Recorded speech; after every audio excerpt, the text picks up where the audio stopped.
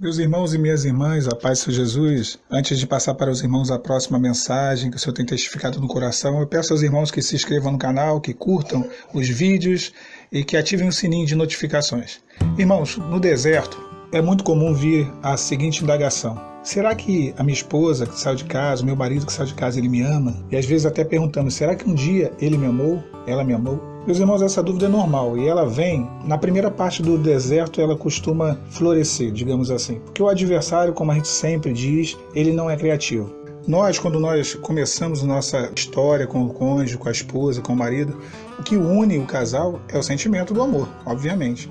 Por isso, logo ele é o primeiro a ser atacado pelo inimigo no deserto da restauração. Porque o adversário sabe que se esse amor for atacado, se ele criar uma barreira nesse sentimento, ele consegue trabalhar a questão da separação mais rápido.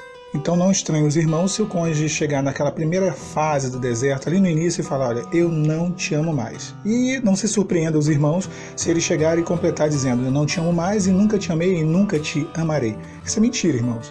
Isso é mentira. Nós devemos ter a plena consciência de que isso é uma estratégia do inimigo para poder tentar esfriar o sentimento que está em nosso coração e nos desanimar quanto à restauração do casamento. Existem duas reações do cônjuge opresso. A primeira, ele trata com muita ira o cônjuge que está buscando a restauração. A segunda, ele trata com muita indiferença. Nos dois casos, se trabalha junto com o repúdio, né? Ira e repúdio, indiferença e repúdio. Eu vejo da seguinte forma, em ambos os casos, o amor está ali escondido no caso da indiferença e está ali sufocado no caso da ira. A ira é um copo cheio e a indiferença é um copo vazio. Eu acho até engraçado, irmãos, quando o cônjuge está com muita raiva, muita raiva, muita raiva. Olha, eu vejo claramente, irmãos, ele está com muito amor, muito amor, muito amor. Porque realmente o sentimento da ira é uma estratégia do inimigo para tentar sufocar o sentimento de amor que é ali. No caso da muita indiferença, trata como se nem fosse nada, como se fosse uma amiga ou um amigo. De novo, o sentimento está ali, só que ele está onde? Escondido dentro de camadas, várias camadas. Essas camadas, elas escondem o sentimento verdadeiro que é o amor. A palavra mostra Esaú e Jacó. Esaú e Jacó, dois irmãos. A palavra diz que houve entre eles aquele problema da primogenitura. E a Bíblia diz que Esaú ele diz para si mesmo, quando eu ver de novo meu irmão Jacó, eu mato Jacó. O tempo passa e a palavra fala que Jacó ele planeja rever o seu irmão. E quando ele planeja isso, antes ele vai até o Val de Jaboque, e ali no Val de Jaboque ele busca uma bênção de Deus, ele luta contra o anjo muda o nome dele de Jacó para Israel, lutar com Deus e prevaleceis. Irmãos, é claro que ele busca uma bênção de reconciliação com seu irmão Esaú no Val de Jaboque. Então ele vai e se encontra finalmente com seu irmão após anos. Irmãos, aquele encontro deles, eles se abraçam, beijam e choram. E ali Esaú demonstra todo o amor que estava sufocado pela ira que outrora ele demonstrou. Irmãos, quando nós nos posicionamos no Val de Jaboque, assim como Jacó fez, ele desceu até o Val de Jaboque, ele passou a madrugada inteira lutando com o anjo para poder receber a bênção. Nós o fazemos porque nós, quando descemos o Val de Jaboque, que é o deserto da nossa restauração, buscamos a Deus, insistimos, oramos, pagamos um preço, Deus toca em nós. O anjo ele tocou em Jacó e Jacó passou a andar mancando. Nunca mais o andar de Jacó seria o mesmo, ele nunca mais andaria da mesma forma. O deserto nos muda, o deserto nos transforma, irmãos. Nunca mais nós seremos os mesmos, a mesma mulher rixosa, o mesmo homem brigão, o mesmo homem ciumento, o mesmo homem acomodado, a mulher sem sabedoria, nunca mais seremos os mesmos. O nosso caminhar na presença de Deus, ele muda, ele é alterado. Jacó ele passou a andar mancando. Nós passaremos a andar mancando, porque mancar é uma dependência, né? Quem manca tem as suas limitações. Nós teremos um caminhar na presença de Deus a partir do deserto e da restauração do nosso casamento, de pessoas que são dependentes de Deus, de pessoas que receberam um toque do Senhor em suas vidas, na busca pela restauração da sua família, no seu Val de Jaboque. E ali quando ele encontra com seu irmão, ele se reconcilia, irmãos. Aonde estava todo aquele ódio, todo aquele rancor, toda aquela raiva de Esaú, sumiu, desapareceu. Aquilo era uma estratégia do inimigo para afastar os dois irmãos. No filho pródigo é a mesma coisa, a gente sempre fala do filho pródigo, só que o caso do filho pródigo não é a ira e o repúdio. No caso do filho pródigo é a indiferença. Para ele o pai está morto, ele fala, olha, me dá minha herança, quero ir embora, para mim você já era, não quero mais saber de você para mim nada, é a mesma coisa.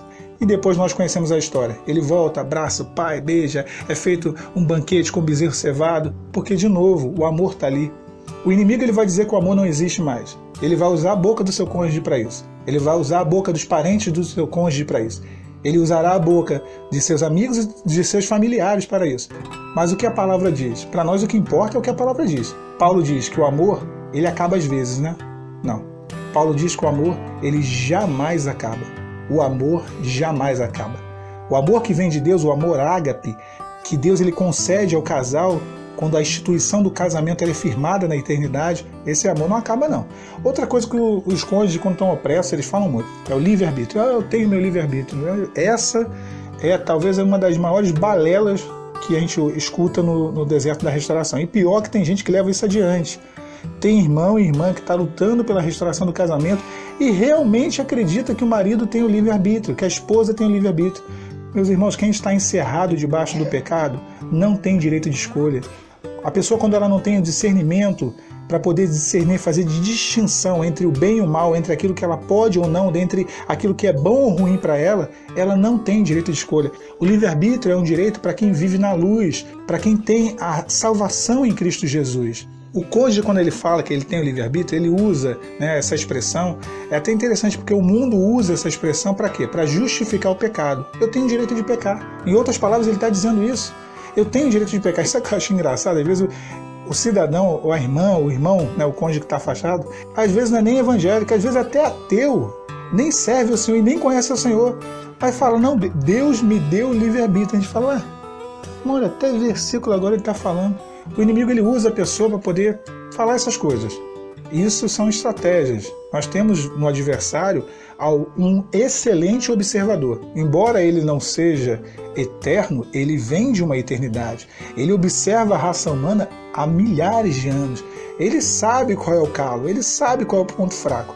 Porém, ele não é criativo, né, irmãos? Ele sempre age da mesma forma. Não tenho livre-arbítrio, quero viver minha vida, eu não te amo mais, eu não sinto prazer mais com você ao meu lado, essas coisas todas. De forma que nós sabemos que o repúdio, a origem desse repúdio é a opressão, que essa ira é um copo cheio para poder sufocar o sentimento que está ali, a indiferença um copo vazio, para poder o quê? Fazer com que fique escondido o sentimento que também há. Então, irmãos, não caímos nessas armadilhas, nessas ciladas. Na restauração do casamento, nós devemos saber quem queremos ouvir. Se é Deus, através da sua palavra, ou seu adversário, através das pessoas que ele usa, e até mesmo através, às vezes, do cônjuge. No Jardim do Éden, Eva e Adão deram ouvido à serpente e acreditaram na mentira. Vamos dar ouvido à voz de Satanás ou vamos dar ouvido à voz de Deus? Vamos dar ouvido à palavra de Deus ou aquilo que chega a nós como notícia, como informação? O adversário é o pai da mentira. Ele conta a mentira melhor do que ninguém. E ele tenta convencer, fazer com que essa mentira se torne verdade. E, sobretudo, fazer com que essa mentira pareça ser verdade. Irmãos, não caiamos nessas mentiras. Livre-arbítrio não há para quem está opresso, só para quem é liberto. E o amor, ele é um sentimento que ele vem de Deus que ele vem. Ele não morre. O amor ágape, ele não morre. Fiquem os irmãos com a paz de Senhor Jesus.